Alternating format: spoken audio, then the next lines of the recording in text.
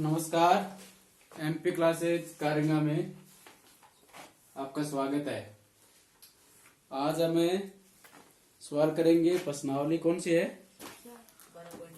11.1 का सवाल है।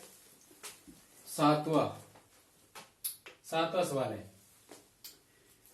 त्रिज्या 12 सेंटीमीटर वाले एक वृत्त की कोई जीवा केंद्र पर 120 डिग्री का कोण अंतरित करती है। संगत वृत्तखंड का क्षेत्रफल ज्ञात कीजिए। ये सवाल है। संगत वृत्तखंड मतलब हमें लघु वृत्तखंड का क्षेत्रफल पूछा है कि लघु वृत्तखंड का नाम आए या नहीं है। वृत्तखंड पूछे तो लघु वृत्तखंड ही है, और तिर्यखंड पूछे तो भी लघु तिर्यखंड ही है। वो तो नाम दे या न दे, इसमें तो दे दिया संगत वृत्तखंड, तो भी हमें लघु वृत्तखंड ही समझना है। तो केंद्र पर 120 डिग्री का कोण हमने सीखा था कि यदि केंद्र पर कोण 60 डिग्री का हो, केंद्र पर कोण 60 डिग्री का हो तो त्रिभुज लगेगा समबाहु का। 90 डिग्री का हो तो 1/2000 गुणा ऊंचाई। अब इसमें कोण लग रहा है 120 डिग्री का, तो 120 डिग्री में त्रिभुज बनेगा। एक कोण त्रिभुज में 120 डिग्री कोण बनेगा, तो मतलब अधिकोण त्रिभुज बनेगा। तो सबसे पहले हम क्या करेंगे, इसका डायग्राम बनाएंगे, चित्र बनाएंगे। तो ये वृत्त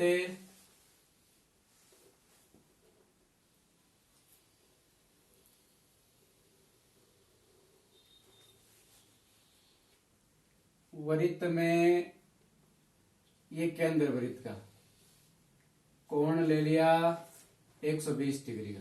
ओ के अंदर ए बी, ओ बी वृत्त की कोई त्रिज्या है, दो त्रिज्या है, ओ ए और ओ बी। ये प्रत्येक 12-12 है, ये दोनों 12-12 है। और ए बी को मिला दिए, ये जीवा है। ए बी जीवा है। ये ए बी जीवा केंद्र पर 120 डिग्री का कोण अंतरित करती है। ये जीवा ये 120 डिग्री 120 डिग्री का कोण अंतरित करती है। 120 डिग्री कोण अंतरित करती है। तो मतलब ये त्रिभुज बन गया अधिकोण त्रिभुज। और अधिकोण त्रिभुज का क्षेत्रफल सूत्र है इसमें है नहीं। हाँ, एक जरूर है इसमें, समद्विबाहु का जरूर लगता है कि दो भुजा बराबर होगी, ओ ए और ओ बी। तो इसमें आधार है ये ए बी, आधार पर हमें ऊंचाई लेंगे त्रिभुज की। इसमें एक रचना करेंगे, हम लंब डालेंगे ओ एम, तो मतलब ऊंचाई निकालेंगे त्रिभुज की। तो इसमें लिख सकते हैं ओ एम लंब डाला किस पर है, ए बी पर। ए बी पर लंब डालते ही इस त्रिभुज के दो भाग बन गए। या तो ऐसा मान लो, या ये मानो कि त्रिभुज का आधार तो है ए बी और ऊंचाई है ओ एम। ये लंब है ना ओ एम, इस कोण का समद्विभाजक होता है। तो ये दोनों कोण 60 डिग्री के हो जाएंगे। ये कोण भी 60 का है और ये कोण भी 60 डिग्री का है। पूरा 120 का है ये कोण, तो दोनों 60 के हो जाएंगे। तो अब ये त्रिभुज है, ये देखो ओ एम बी, इसमें त्रिभुज है। ओ एम बी में कोण ओ एम बी 90 डिग्री है। तो रचना सही है। और 90 डिग्री के सामने की भुजा कर्ण है, तो कर्ण है इसका 12। तो कर्ण 12 है, इसमें हम आधार निकाल लेंगे, लंब निकाल लेंगे। तो इस कोण के लिए ओ एम आधार है, ओ के लिए त्रिभुज ओ एम बी में ओ एम आधार है, एम बी लंब है। तो आधार कर्ण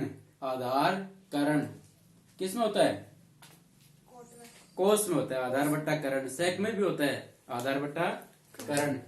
तो त्रिभुज ओ एम बी में हम लेंगे कोस 60 डिग्री कोस 60 डिग्री बराबर आधार बट्टा करण।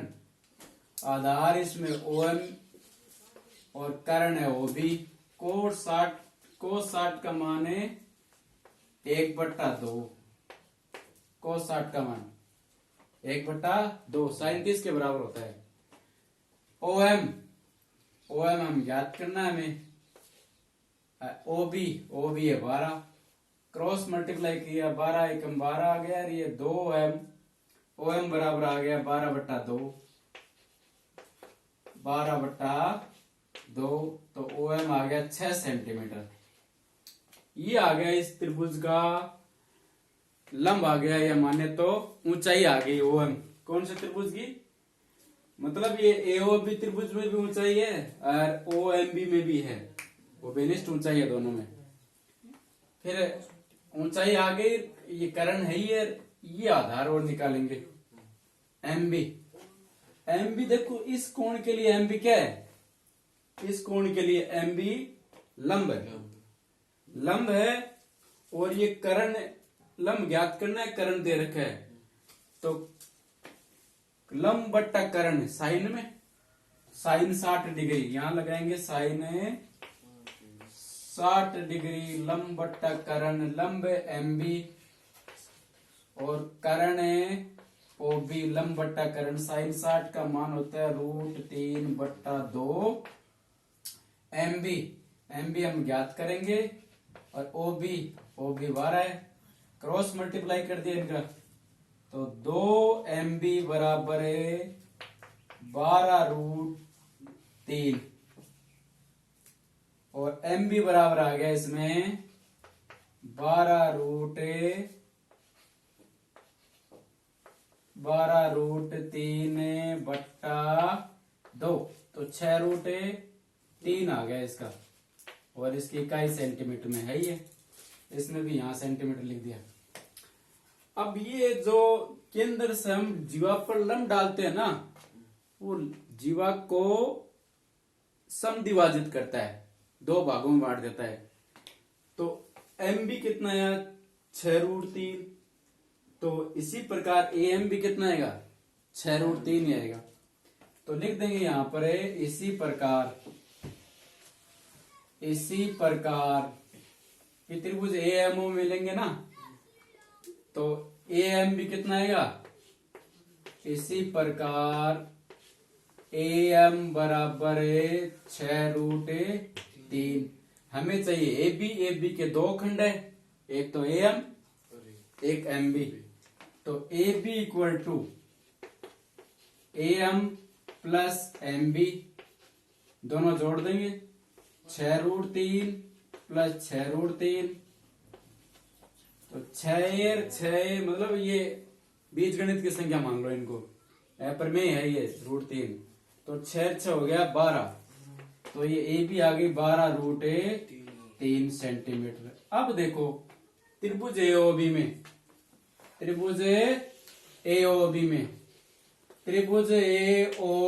में AB आ गया आधार।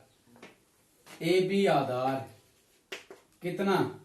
12√3 सेंटीमीटर। और ऊंचाई आ गई इसकी OM आ गई कितनी? यहां निकाली थी हमने 6 सेंटीमीटर। अब लघु वृत्तखंड का क्षेत्रफल निकालेंगे। संगत वृत्तखंड का क्षेत्रफल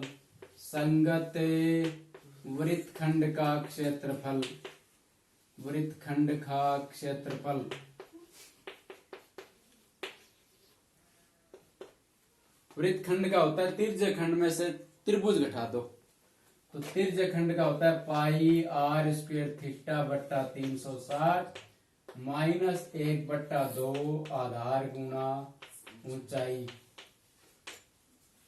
या इसमें ये लिख दो 1/2 AB गुणा OM।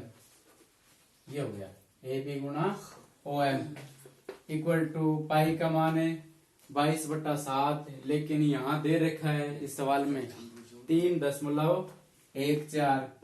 3.14 और त्रिज्या हमारे पास है 12।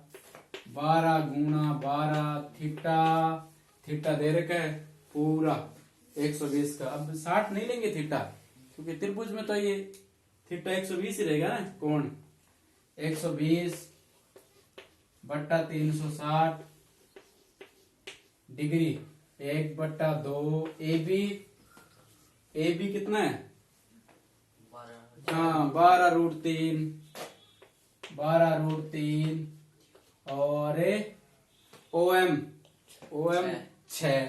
ये देखो यहाँ 6, काट दो इनको, 2 एकम 2, 2 3 6, फिर 12 यानी 36, 3 3 एकम 3, 3 चौक 12, तो ये आ गया 12 चौक 48। 3.14 गुणा 48 माइनस 12 36, 36 में इस √3 का मान हमें रखना है 1.73।